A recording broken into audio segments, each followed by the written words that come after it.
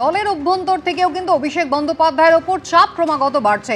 কল্যাণ বন্দ্যোপাধ্যায় আগেও সরব হয়েছিলেন, ফের একবার কালীঘাট তৃণমূলের মধ্যে থেকেই অভিষেক বন্দ্যোপাধ্যায়কে নিয়ে সরব হয়েছেন তিনি।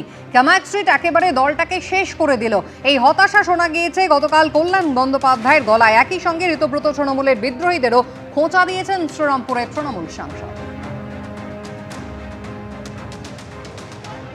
ক্যামাক স্ট্রিটটা শেষ করে দিল আমাদের দলটাকে। আজকে যারা বড় বড় বক্তৃতা দিচ্ছে অভিষেকের বিরুদ্ধে বলছে, 2022-এ যখন আমি বলেছিলাম তখন তো এরাই আমার বিরোধিতা করেছে। তোমরাই তো আইপ্যাককে মাথায় তুলেছো। তোমাদের মধ্যে কেউ কেউ সুমিত যদি দুবার কথা বলে তো জীবন ধন্য হয়ে গেছে তোমাদের। আইপ্যাক যে তোমাদের সঙ্গে কথা বলে তোমরা বলে যে জীবন ধন্য হয়ে গেছে। আজকে তোমরা সব বেনিফিট নিয়েছো, আইপ্যাকের বেনিফিট নিয়েছো, ক্যামাক স্ট্রিটের বেনিফিট নিয়েছো, নিজেদের নেতা বলে প্রতিষ্ঠিত করেছো, অভিষেকের লোক বলে চাপ সৃষ্টি করেছো। শুধু তৃণমূল সাংসদ কল্যাণ বন্দ্যোপাধ্যায় নন, দলের মধ্যে থেকেই অভিষেক বন্দ্যোপাধ্যায়ের বিরুদ্ধে বারবার ক্ষোভ প্রকাশ করেছেন প্রাক্তন মন্ত্রী রবীন্দ্রনাথ ঘোষ থেকে অনুব্রত মণ্ডল। দেখুন,